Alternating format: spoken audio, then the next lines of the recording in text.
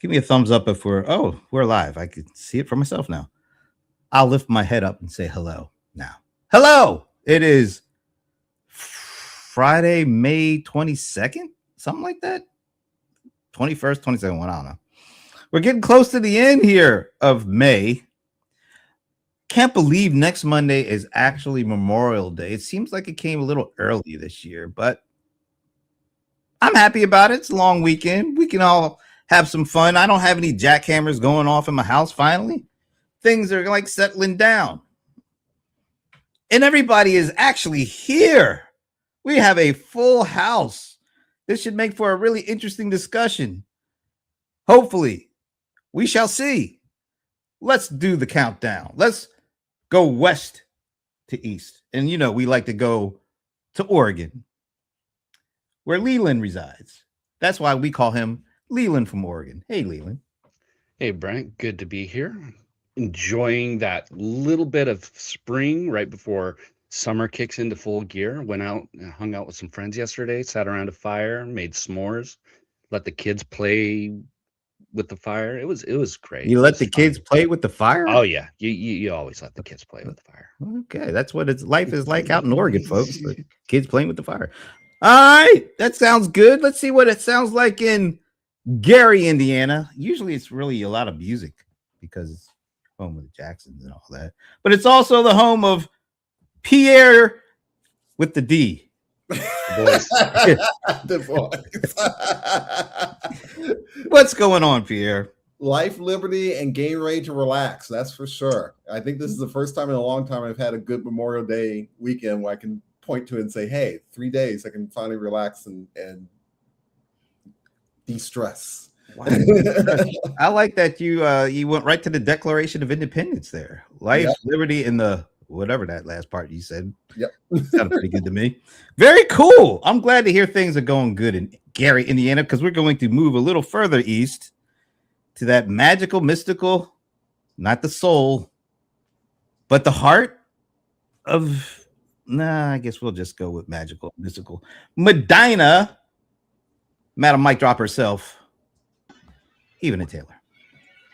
Woo! Hey. I don't know, we're magical, mystical. We are the home of rock and roll. So another musical center. So it's good to see you all. Anything mystical going on today? Thankfully, I am living in the world of blissfully boring. Like that. I will absolutely take it.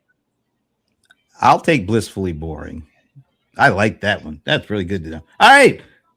Speaking of blissfully boring, we're going to our nation's capital. No, that segue didn't work out the way it really should. But we are still headed to our nation's capital, where absolutely nothing goes on. I mean, nothing but a smile. There's always a smile in our nation's capital when our buddy Shashi Bellamkonda is there. But I don't know what's going on, Shashi. Hey, everyone. Just like went out on us. What's going on here? We can't see you, Shashi. Yeah, this segment brought to you by Elgato. Did you pick up a new sponsor or something? No, I did not. I was trying to end some tasks, but you can hear me, right? Yes. Yeah, we can hear you, but we'd love to see you too, because it's the smile that we like to see. Yeah. We got some movement going on here. If we don't see your face in 5 seconds, hey, I'm actually one of the days that I'm not. We're having some technical difficulties here. Thankfully, my video is not. Yeah, Shashi, I'm gonna put you back to the green room while you work that out, because we can always traverse all the way across from Oregon to the other side of our nation, to the vacation capital of the world. Did I get it right? Capital of the world now. No, I finally got it right because I see him getting happy. So we're going to keep it at that. The vacation capital of the world, Mr. Ramon Ray. Hey, everybody, he said it. Marvin, Joe, Joanna, come here. Becky, Elizabeth, he said it right. Oh, sorry, I'm live. Hey, Brent, good to see you, man. Good to see you, Leland. Good to see you, Ivana. I missed you all. I really did miss you all. It's good to be back. I've been doing a little this, a little that. I know you all missed me for sure. Hey, Pierre. And I'm back. So it's good to be here, Brent, and look forward to a great discussion. we really are glad to have you back. Well, It's thank been a couple of weeks. I Yes. didn't even have to think about that. I really did miss you, so I'm glad you're back. I felt it. Guess who else is back? The cold one, Okay. the bold one. You know the rest. I'll just leave it at that. It is John Colder Ice Lawson. What's up? What's up, John? What's up? What's up? What's that on your shirt? Yay. That is the TSP logo.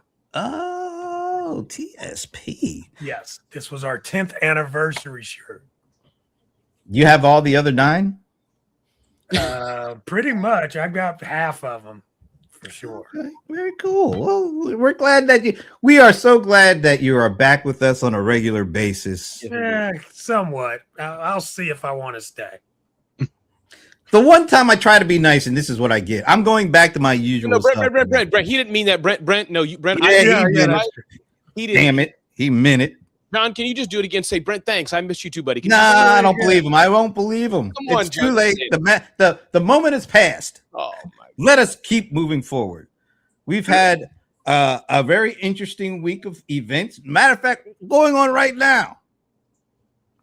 Our president of the United States, I did say that, president of the United States, felt a little weird, but he is swearing in our new Fed chief as we speak. What's your boy's name? Well, Jerome is still there. Romy Rome, he's still a governor, but he's This not will the be your new chair boy. anymore. This is going to be your new boy. He's all right. Let me get through this first before because by the time he gets sworn in, he might be on his way out, but we'll see. We'll move on. But things are going on. So as I like to ask you guys each week, how are things going? Who wants to go first? Ramon, go ahead. You've been waiting. Yeah, listen, I think for me, Brent, things are going well, and they're going well often with me, I think, 2 different levels. One is the micro levels. I try to sound smart, like even are one of those thinking people, but my own business. It's a good season cash flow of recent. I've been public, my struggles and bumbles and figuring things out, but this season it's going okay. Some promising deals personally. Now, if I have to think of overall, just expanding my horizon a bit, I think what's interesting, Brent, is the power of community. And I'll just, hang my hat on that. I'll pause to give others a chance here. But I think community, that's the one word I'd use, community. Just interesting that people still want to get together no matter all the cacophony that's going around in the world. The what? Cacophony. It's a word that we use in the vacation capital of the world, New Jersey, called cacophony. Oh, you mean cacophony or cacophony? No, cacophony. Cacophony. I know the other word. Yeah, cacophony. I just made it up. Okay. I just want to make sure I got it right. That's all. Who do you want to hear from next? I'd love to hear from John, because I want to just say, John, I'm proud of you, John, and how you're leaning into the AI enthusiast, John. I'm on your email list. I see your shares. Well, John, you got to take, John, I know we got to move on to the show, but you got to learn to take compliments, dude. You got to. I'm amplifying you and giving you a compliment. Your face is twisted. Stop it. So Well, congratulations on how you're leaning in on AI. I want to hear from John. John, the mic is yours. No, it's just that when you said the leaning in on AI, that was like, Through my feed, what I was trying to say is, as an I outsider, feel you. I'm seeing you more and more educate, and your intensives or whatever, the quick flurry. I see you doing that more in my feeds. That's what I was trying to say. Yeah, well, that's the sales process. Brent, I'm with you. Brent, I'm sorry. Just say one more thing. Brent, I'm with you. I'm gonna stop. Just trying to compliment and do well. I'm just gonna go. I'm gonna stop. I can't.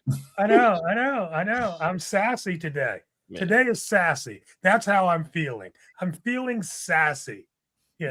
Going into the holiday weekend, it's supposed to be a washout down here in the South. We're going to get a lot of rain, which is okay because I'm teaching a class and I'll be inside of a building for 2 whole days. So that's all good. And I'm just excited about that outcome. And like Ramon said, I'm doing more leaning in. So, yeah, good. I'm feeling good.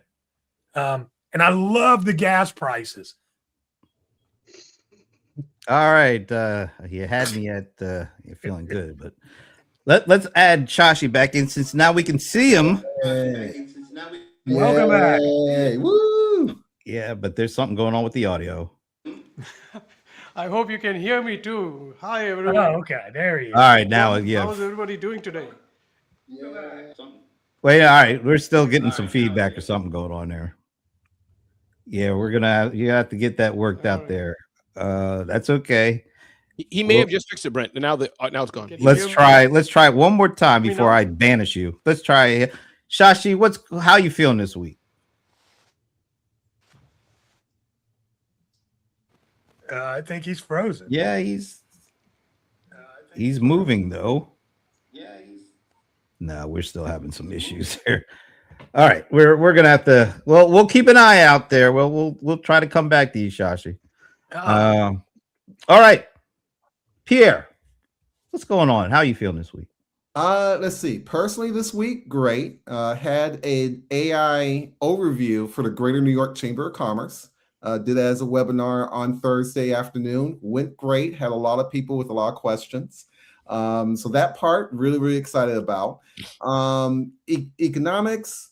I don't have one thing to point out this week other than just general keep your eye open. We're worried, but as far as personally, doing okay.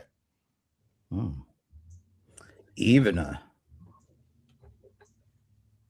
you're muted. Here I am. I am unmuted now. I think blissfully boring is what I'm going to go with here. I don't want to get weird about this, but remember how last week we were having this whole conversation about nail salons and trading down? I have actually joined the press on thing, and after that conversation, I was inspired to write this article, and I have uncovered an entire new group of artists / entrepreneurs because these press-ons are such a thing. And I got to say, technology-wise, rock on, all of you polymer people.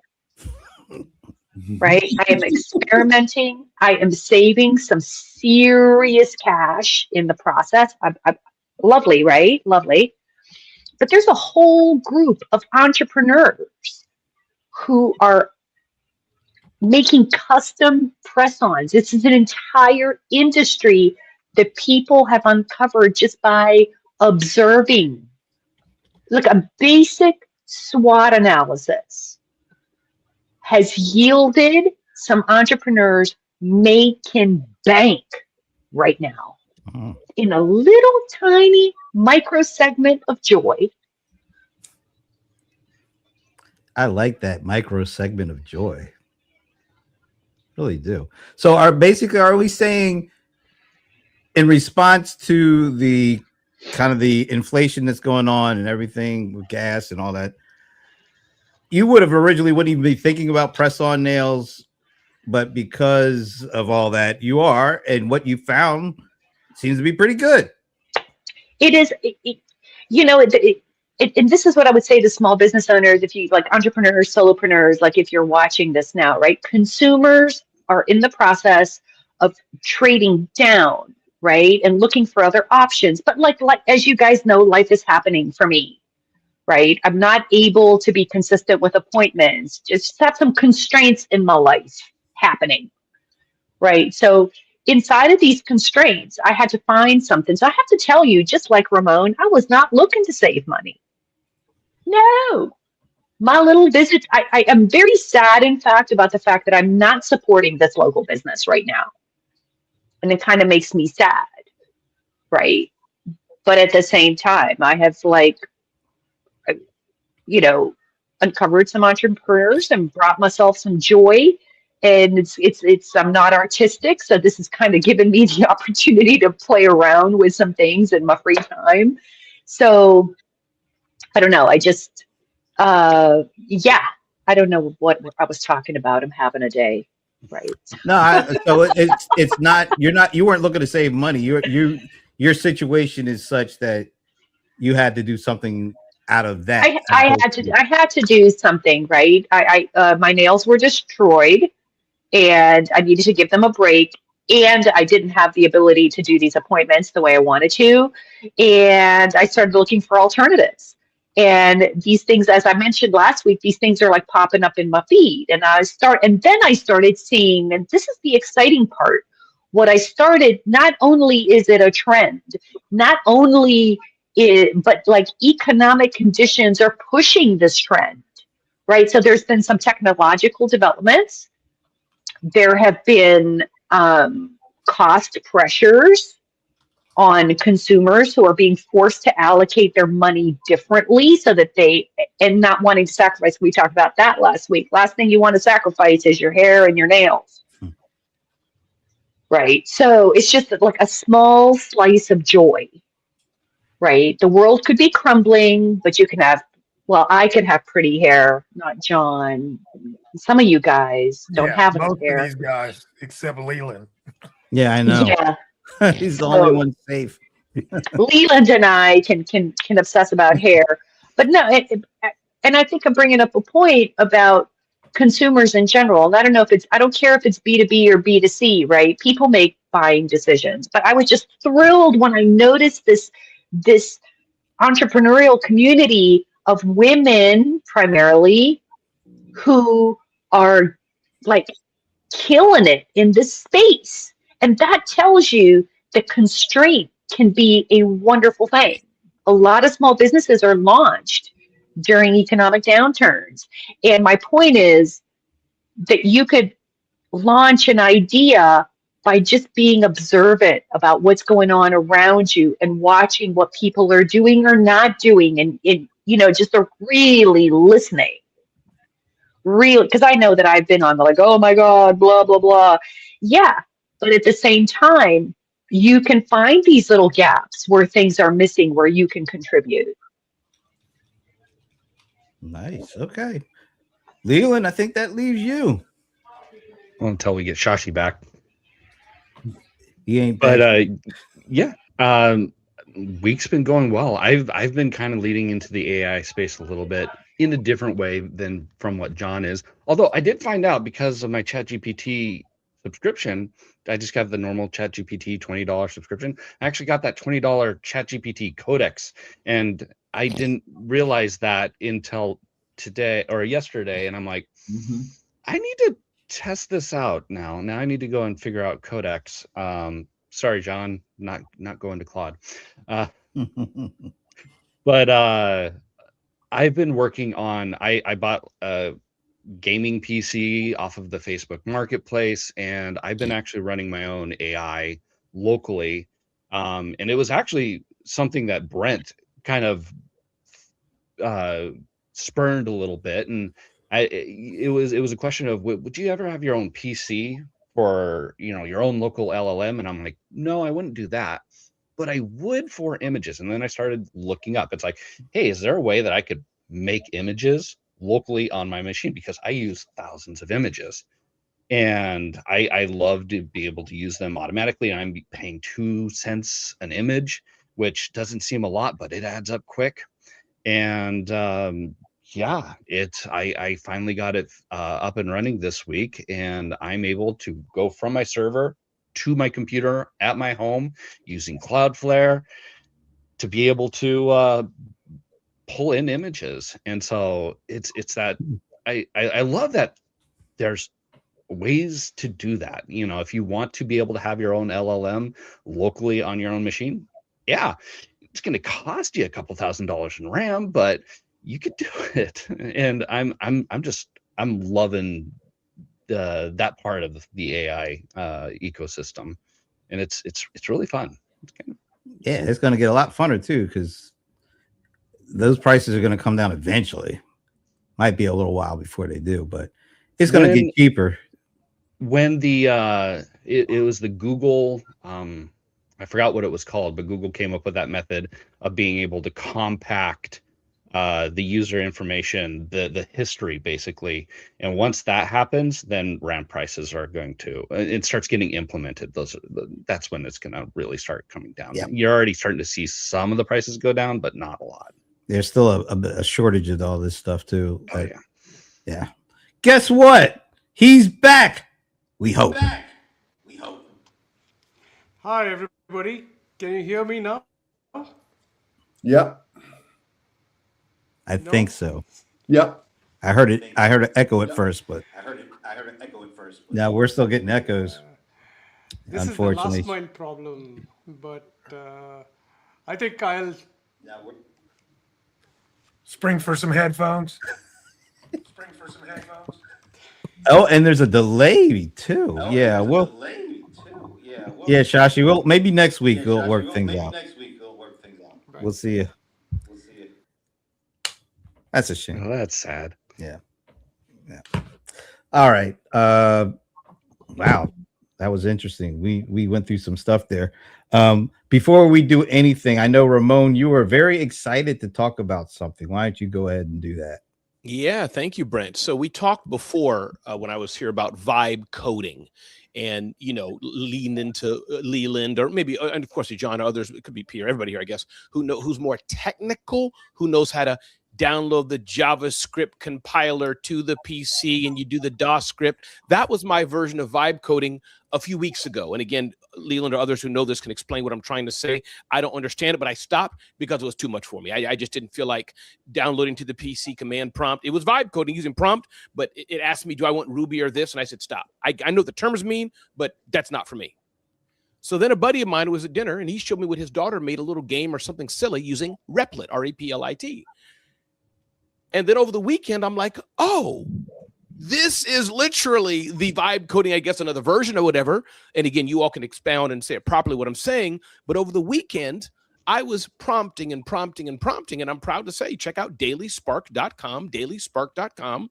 I did all the AI stuff, fed the engine, taught it who I was, told my demo. I put a lot of time into the intelligence of it. That I'm proud to say. But yet what it's doing, being able to have SMS integration, emailing people out on the fly, be able to say, change the color, having people submit a prompt to me be able to check off, I like it or don't like it. All that, normally you'd have to have a coder, developer do it, go back and forth on Upwork, wait for them to get back to you. Now, everything I've wanted is literally less than 3 minutes at the most complex level. So I'll stop there, but it's just, this is true app building that I can see, not app like Google Store, but the complexity. Normally you'd have to do a jot form, add some intelligence in there. But now I can do a whole voting database as a speaker. I'm looking forward to having another app where I can rank speakers, for example, submit your photo, but not some clunky Google Dropbox and integration, a really professional thing that you'd see somebody else. So I'll pause there, but you all can just look at it so you get the essence of why I'm excited, Daily Spark. And I'm like, wow, this is intelligence. There's profiles. And as I'm iterating it, it's totally with regular human prompt, but I'm watching it do all the fancy coding stuff that a developer or coder would know. So Brent, that excites me because my mind was blown. All righty.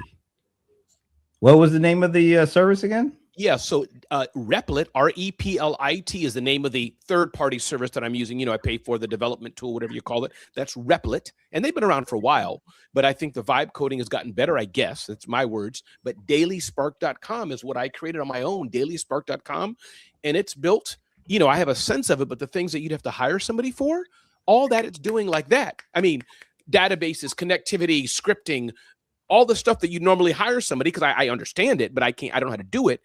It's doing it right in front of me. Oh, I connected this database to this database. I offloaded the server. I'm pausing this server. Oh, I'm doing API access to Twilio. Wow. Anybody else try that out? Well, I mean, Replit is just a front-end designer.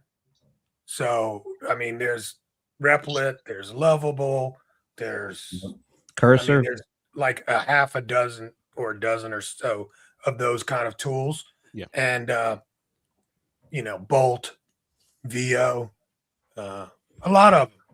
And yeah, I mean, it's like once you get in there and start playing with it, you can literally just talk up anything you can pretty much dream of. That's right. And the deal is you're working with AI. Yeah. And people don't understand, but the I in AI is intelligence. That's right. John, Don't they know that they're using AI when they're using these services at this point? I mean, They don't understand the intelligence part. well, I understand it, John, but I guess for me, even as one who's, in the enthusiast world, No, we're that's all not what I'm the- saying. What I'm saying is they don't understand the intelligence part in that This thing's actually smarter than you. Correct. So when you go in and you say, oh, I want to build blah, blah, blah, blah, blah, it already knows the process that it has to take to actually build it all. And then if you don't have all the components yet, it's going to ask you, well, you need to have X, Y, Z. How do you want to go about doing that? And John, And that's the intelligent part. And John, that's what excited me more as one who's in the bubble-ish, but not fully, seeing how it's thinking. For example, small little thing. Yeah. I mentioned something. I have 6 elements of a footer in the app. You know, submit your own quote, donate, contact us, and all this. And there was spacing between it. I was going to say another name, but let me not say it here. But this person, this gentleman, this lady is like, hey, Ramon, it's a double footer layered over something. Instead of doing it like this, why don't I do it like that? I'm like, look at you.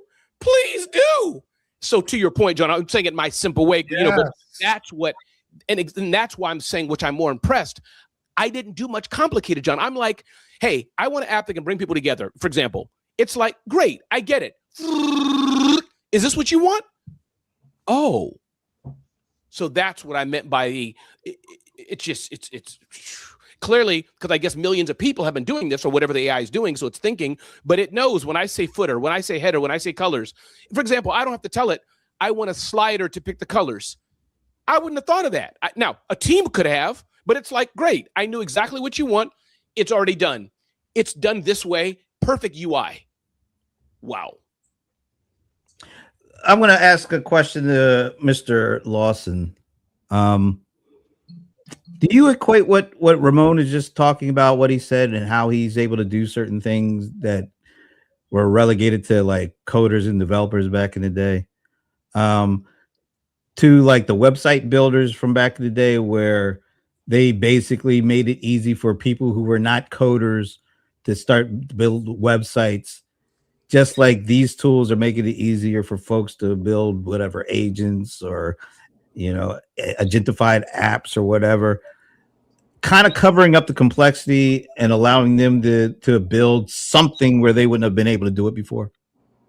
So what was the first part? Back in the day, people couldn't, you know, regular people couldn't build websites, and then website builders became a big thing, and it allowed people to do things they couldn't do before. Are we seeing that with what's going on now? Is that what's taking place? That's fun, somewhat, but not totally. Here's what I said the other day, and you know, I be making stuff up like ChatGPT does. It'd be like, wow, that's pretty good. But here's the thing: a lady was asking me these questions, and she kind of had some understanding of coding, right? And she kept asking me these questions, and I was like, look, here's the difference, though, is that a lot of things that we kind of knew in the past are not going to necessarily line up one-to-one with the AI of today. So if you constantly are trying to understand, you know, based on your old understanding, what's going on today, it'll confuse you. I'm just like, ride with the wave now. Don't worry about, you know, well, is it doing, you know, is it pulling from this or is it posting to that? It'll figure all that stuff out. So as opposed to coming in with these preconceived notions of how things are supposed to be developed, you need to let that go and let the developer do its part. And you are the architect. So that's where we are now. All right, let me follow up, because I think this is really interesting, and I want to get you guys all involved into this as well, because a lot of right now there's a lot of consternation going on about how much power is being consumed and how all these data centers have to go up, because we got to feed the beast, and we need all that kind of stuff because we're just going crazy with all this stuff we have at our disposal. I want to play this clip from the CEO of Pegasystems. They're one of these, they started out as a BPO company, but now they're a full-blown platform, CRM, CX orchestration, agent building, all sorts of stuff, workflow automation, process automation. and this is the CEO on something that he thinks is kind of being overlooked in some of the stuff that's going on. So let me play this and see what you guys think. See these people who are, creating these prompts in these prompt studios and writing, pages of instructions to a large language model that get re-executed over and over and over again. We know that's part of what's destroying the planet, because that's really grinding all of these power plants and requiring these massive data centers because they're not doing it in an efficient way.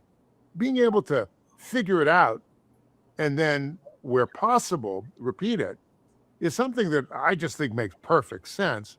And, if you run into something you don't expect, you can always fire up the AI again at runtime. But 99.9% of the time, something you do for a customer is really something that you probably did the week before. Mm-hmm. So don't keep reinventing it. It just blows me away how few people get it. Like the metaverse. Forget about the metaverse part. But are we seeing the people who and tools that allow them to do things that they don't quite understand, and they haven't really figured out the right way to design or optimize? Maybe some things should be done in design time with AI versus runtime with AI, which is causing more power to be consumed and more need for data centers.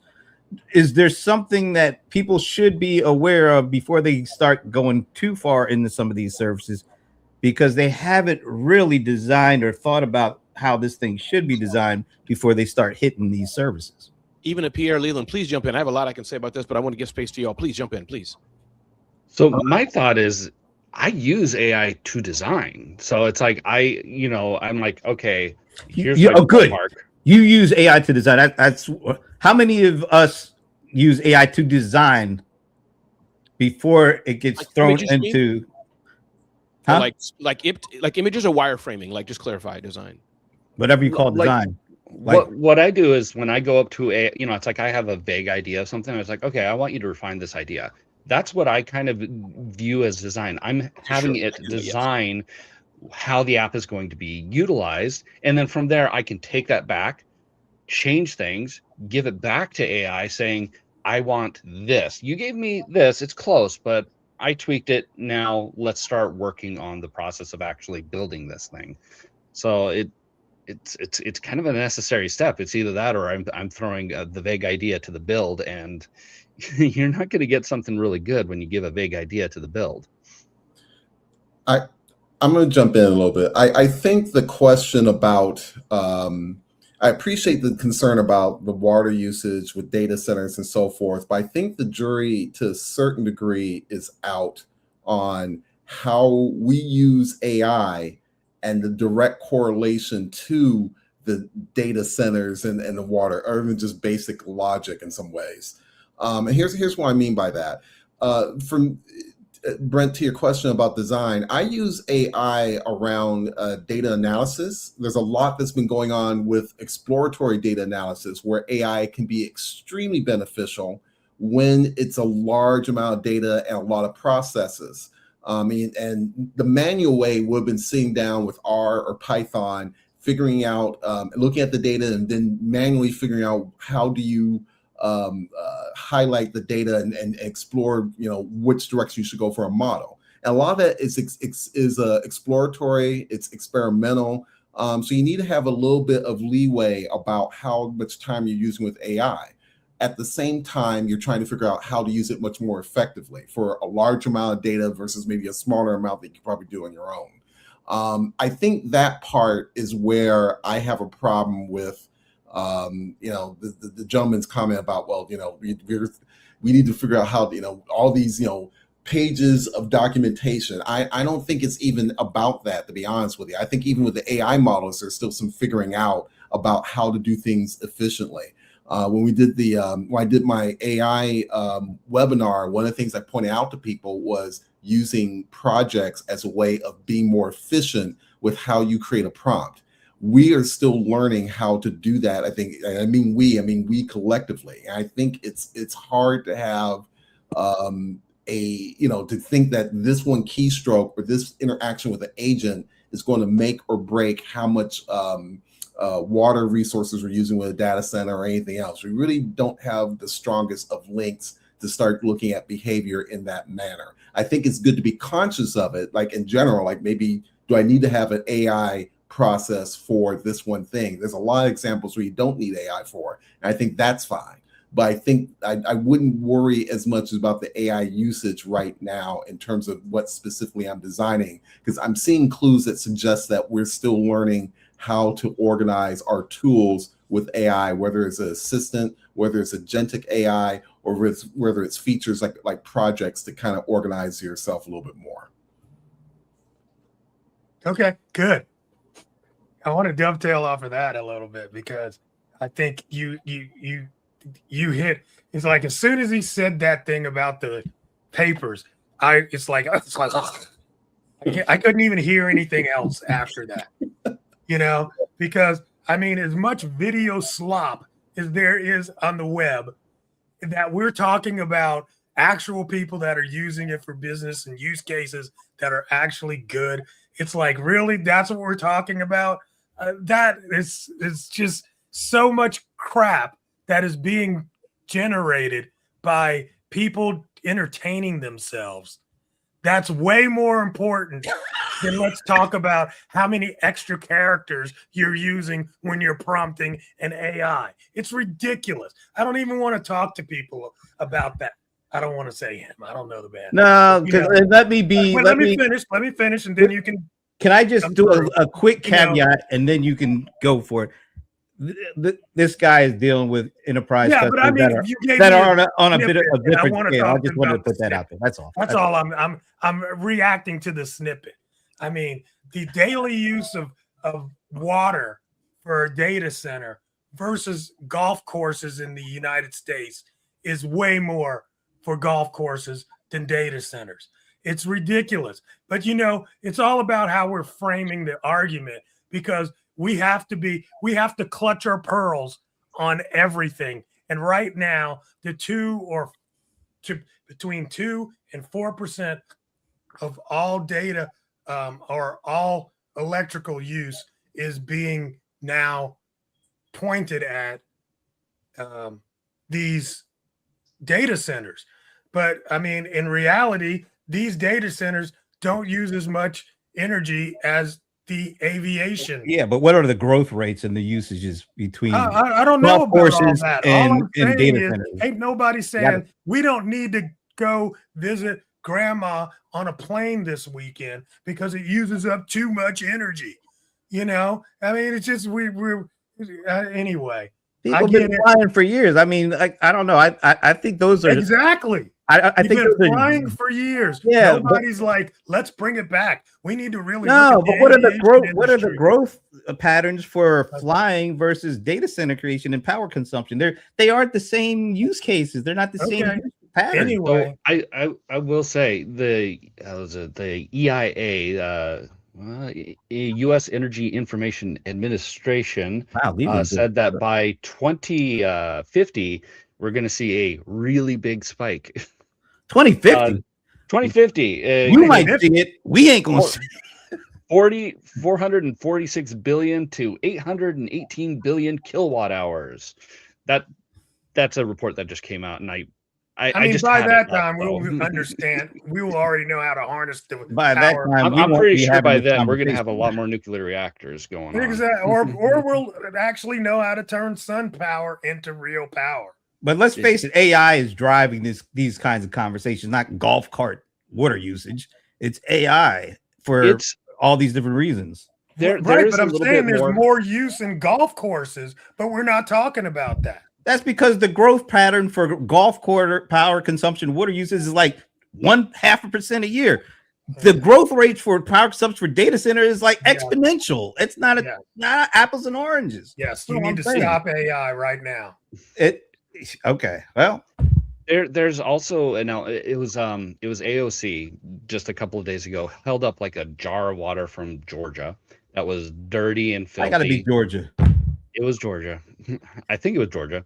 but and was saying, this is because of AI data centers, and I'm like, I'm surrounded. See, I don't. Surrounded Yeah, I hate by. when politicians do that kind of stuff. I know. Dog But it's and like I'm pony stuff. surrounded by Amazon facilities, and the worst that's come out is possible. It's not been concretely proven that it may cause higher nitrate levels in the water surrounding. But we're also a farming community, and you know what, increases nitrate levels? Fertilizer. So in agriculture, and it seeps down into so it's really hard to tell, even in our area, because Amazon vehemently denies. They've been fined $20 million, but they're still saying it's not us. It's probably the cows down the road that are doing it. There's extra duty cows that are. Anyway, we'll leave that alone. I wanted to point out a comment that Ramon put in the private chat. He says most of the AI video slop is being created by Shashi. I thought we needed to put that out Which is there. true. I researched and put it to an LLM, and most of it, about 72% of the video slop of the last, I'd say, 4 months, especially since Gemini, Banana, Peel, Slip, whatever it was, is by Shashi. So Okay. Banana peel slip. I love that. And can you explain this one, Ramon? Greta Thunberg is saying what? I don't, because oh yeah, John or somebody said that nobody wants to. Nobody's saying we're not going to go to grandma's house because of climate change and all that. Greta Thunberg, the young lady who's popularized that some time ago, she's the one definitely proselytizing. Let's all just go back to buggies and horse-drawn carriages and things. Yeah, that ain't gonna happen, Greta. Sorry, I don't even go with that one. All right, that was an interesting conversation. I want to get into another one around AI and jobs. So everybody sees the highlights. What Meta just laid off tens of thousands of people or something like that. And that's been the case over the last several months. Big companies, big layoffs, a lot of them pointing directly to AI. And then you have this other argument coming from the likes of Jensen Huang from NVIDIA, who's saying in the long run, AI is actually going to lead to more jobs. And then I checked out the opening keynote from ServiceNow's Knowledge 26 event with Bill McDermott, their CEO, where he said, now there's a little slip of the tongue here, by 2030, I believe, he said there's going to be 50 million, he didn't say human job openings. He said a 50 million work shortage number, because humans will not only be the ones doing the work. It will be devices, it'll be agents, bots, whatever you want to call them. But it's going to be so many things that are open that there are not going to be enough people to fill. All right. So we have the thousands of jobs going away, and people are very concerned about that versus that. I want to introduce Aaron Levy into this conversation, and I want you to kind of react to what he says. Aaron Levy is the co-founder and CEO of Box. He was just on one of the shows we do with my buddy Ron Miller, and he was talking about this in the context of our competition with China. So let me see if I can cue this up and get you guys to respond on the other side of this.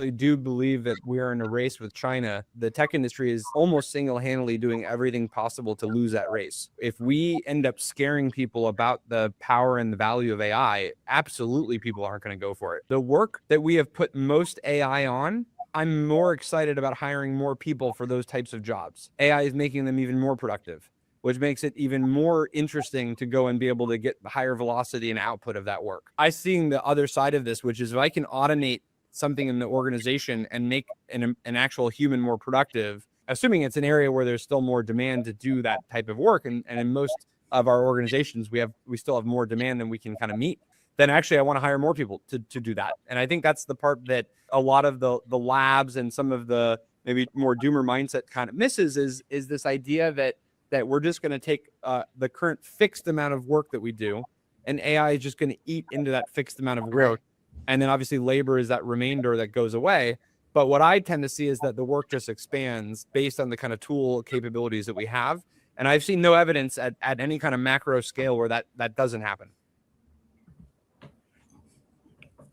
Thoughts on what he said? I see some heads shaking.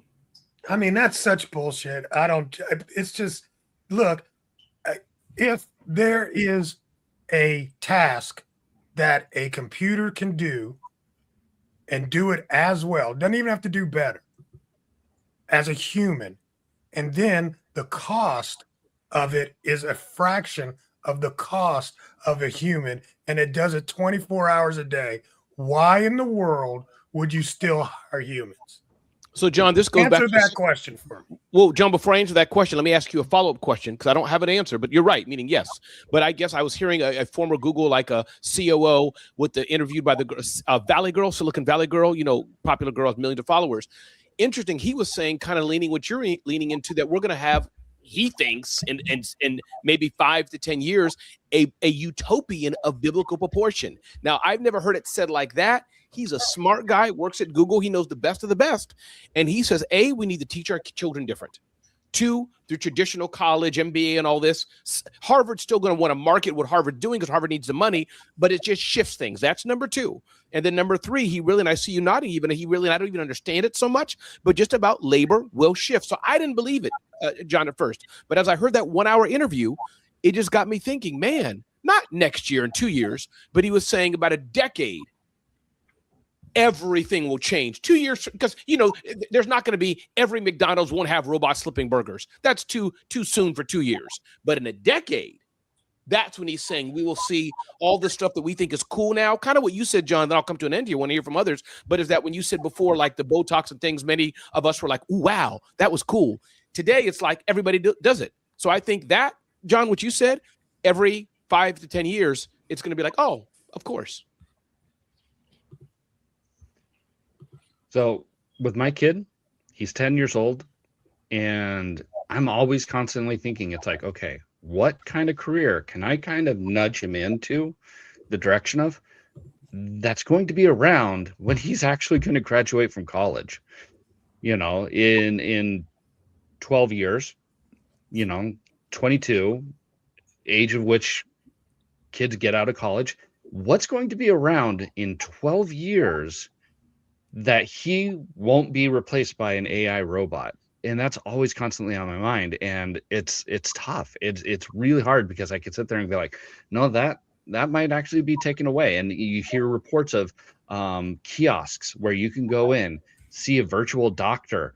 There's an actual machine. Like you'd think, like drawing blood. They have a machine that they're developing that can find the vein and get your blood without a technician, all on its own. So it's like, it's really hard to find that job that's going to be potentially AI proof.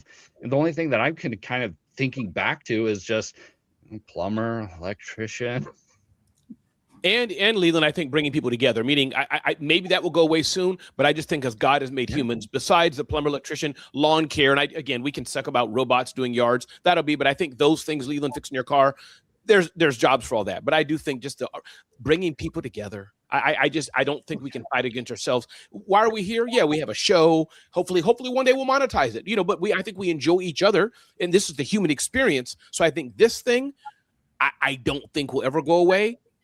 Yeah. Where the monetization comes from, I don't know. There's going to be needed a caterer, an event plan, or whatever. But my point is, I think anything that brings human together, baseball games, concerts, all those experiences will be around. But to your point, all the little details, Leland, that's 10 years, drastically changed the world. Think of automobiles. I couldn't see it, but I'm like, yeah, 10 to 15 years. There's going to be more and more driverless cars where Eva is going to put her little nephew in a car and say, go to school. And the automobile will authenticate that they arrived. Sounds weird. It's going to be here. I think with the automation, though, there's still be I think one of the messages that we get is that this sort of, AI is coming. If you don't pick up AI, you're going to be left behind. But I also think a lot of these horizons are also signaling that there's still a transition time in here at some level. I mentioned, I'm thinking about when Leyland brought up about plumbing and fire, and I thought about firefighters and the idea of, yes, you can have a machine or a robot with a tank of water fighting fires, maybe out in California, maybe in those places that a human would might have some difficulty bringing equipment in, but you still need some people who can help. At least, I think, at least over this next decade, at least assist with issues of judgment, issues of reasoning. Go back to the Will Smith movie, I, Robot, where that scene where there was a choice between him and the little girl, and then the robot comes and saves him, but not the little girl. The robot thought it was doing the right thing ethically by saving a human being, but it saved a cop rather than maybe a civilian, where the cop would have been okay to give his life for. We still need to have people in, I'm not saying that we're going to be always, life threatening, but we still need to have people in those situations that maybe are helping with some of the decision, or at least vetting some of that decision, at least for a little while. And I think it's going to be a little bit of we'll see more machines, but I think we'll see, more people figuring out how to adjust how people can either earn a living, or maybe we're going to like something like universal basic income, and people will have less hours to work. There's a lot of things that are possible, but I think it's going to be an evolution. I think the lesson we need to be teaching all of us is just to keep an eye open and learning what those little things are, basically. So one thing I just want to caution people is the idea that we have a lot of time.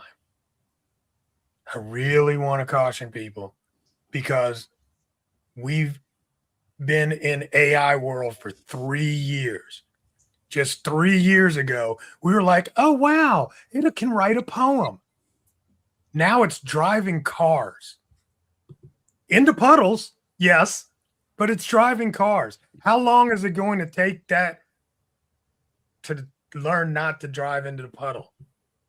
It's happening so fast, and it gets faster, and that is one of the things we got to think about, man. I don't think we have a decade. And John, Mo Godet, the Google person I was referring to. Oh, that was earlier. Mo. Yeah. Mo, exactly. And similar to what you said, in his, wonderful Shashi type of accent, but it was having some humor here. But the point is, he said, it's going to be everything you just said. And he said, there'll be some mistakes, and that's okay. Meaning the car is going to hit a school bus. The house will actually catch on fire. But after 10 years and 12 years, okay, sorry, 100 people died. Sorry, we missed the fire suppression system. AI got it wrong. But overall, it's going to change. And just like electricity, just like cars. Do you think the first cars are perfect? I don't know how many airplanes crashed in the beginning, but I'm sure there was plenty. I'm sure a lot of people actually died getting to where we are. And that is going to happen here. Absolutely. Ivana, you've been kind of quiet. I don't know. I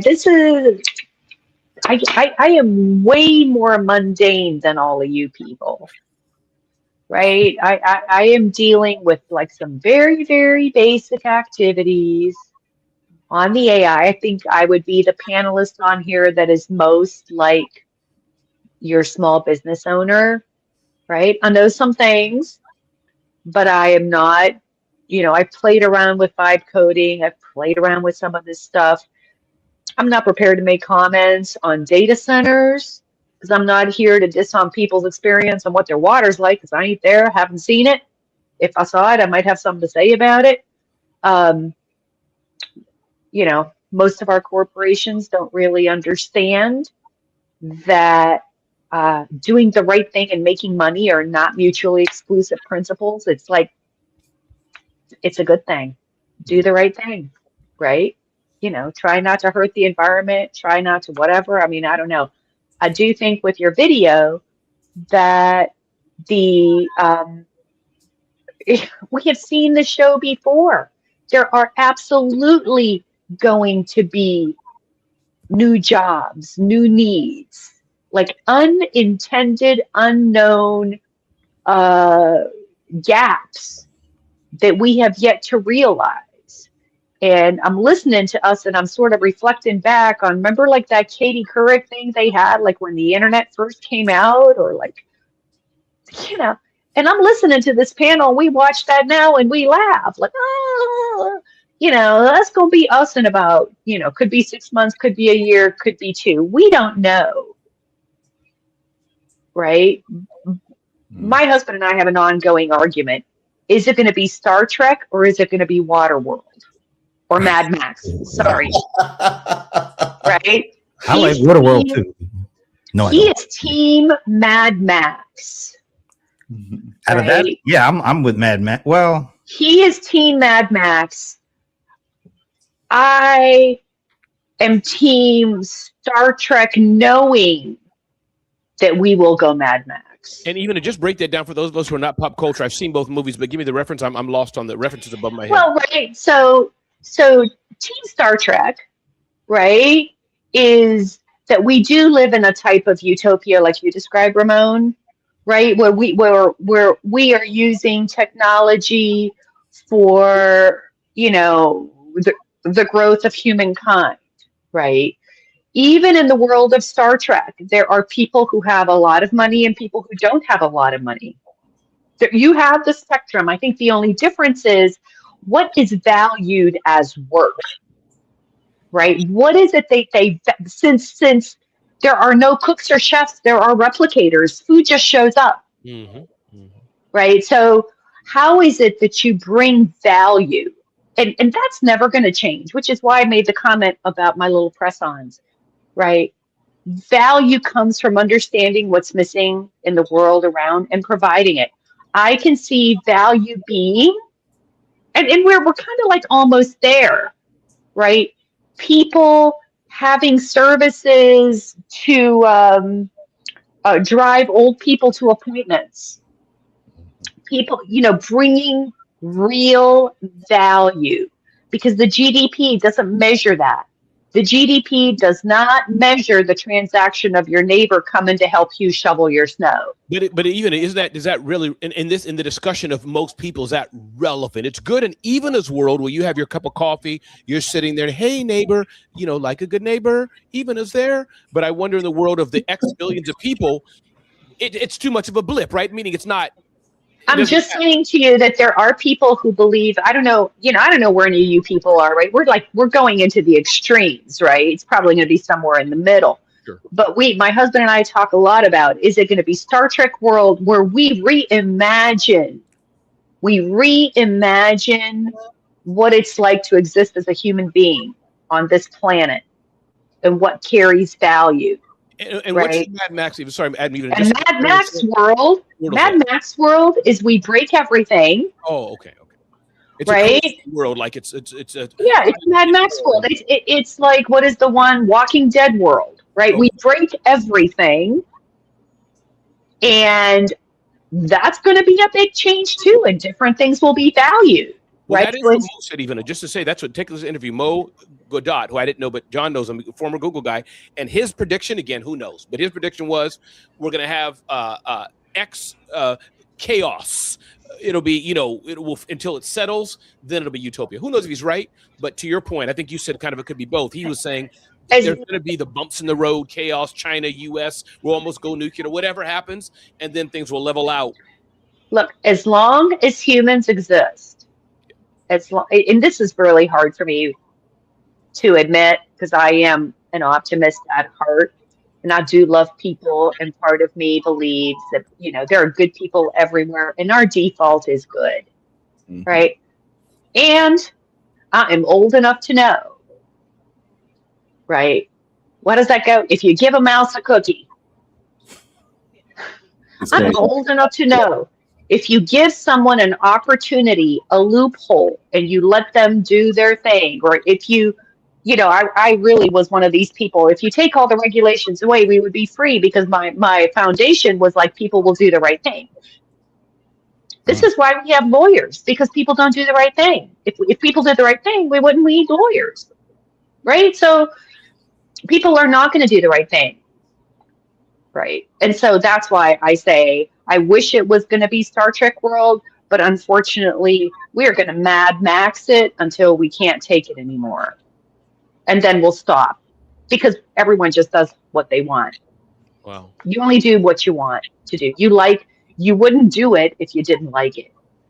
Hey, I do want to just encourage everybody, if this is interesting to you, to watch the AI doc. It's a documentary on AI. It's pretty relevant, and it's pretty, it's got all of the, or most of the, AI thought leaders in this area, and they come from both sides. Like she's saying, are we going to Mad Max world? Or are we going to Star Trek world? And it was just very interesting to me. And I think it's something that everyday people can grasp and get a hold of and learn from. And John, I know Brent, we're short, Brent, so thank you for letting me to come in again. But so I want to remind everybody, John just said the AI doc, want to shout that out. Let us land on that. And so the AI doc, thank you, John. Want to shout out Joanna Stern, Wall Street Journal tech reporter, on that path. I Am Not a Robot, as she admitted, her book was already outdated the day she hit published, but her book just came out today, I think, or yesterday. I Am Not a Robot. Joanna Stern, former Wall Street Journal reporter, left Wall Street Journal, creating her own studio, own media company. So I'm all in that. Like, I love niche media. So Joanna Stern, I Am Not a Robot, and check out what John said, the AI documentary. Anybody else? Going once? Everybody's quiet. I'll just say a new app came out, Brent. I can't remember the name, but Daily Spark. A buddy of mine launched that, dailyspark.com. So people can check that out as well. Dailyspark.com. A buddy of yours? Yeah. Is his name Ramon? That's like I heard someone say no, I'm just kidding. That's cool. What was the URL again? Just so we make sure we got that. Dailyspark.com. Dailyspark.com. All right. Any mic drops, Ivana? Man, not today. The only mic drop I have is check out DIYmarketers.com. There are a slew of new articles out there to help you come up with these creative ideas. Like, find your press-on. Find your press-ons. I never thought I'd hear that said on this show, but find your press-ons, people. Find your damn press-ons. Pierre. I'm looking for my press-on now. I'm just checking. Over to the right. Okay, I have to do more analytics to figure out where my press-on is, but I will make that. That was good, Pierre. That was good. Leland, anything before we say goodbye? I'm in Camp Mad Max, because when you get a utility, and I love me some Star Trek, older Star Trek, Voyager on back, but the utopia, it's like you take people's reason to live, their goals in life, if everything's taken care of, things just start falling apart. On such a cheery note, I guess we're going to say goodbye for the week. I enjoyed this conversation. I usually enjoy all of our conversations. I can't remember one that I didn't, but I'm sure there is one, and it's probably because John was talking way too damn much, but this one's pretty good. I really enjoyed this one.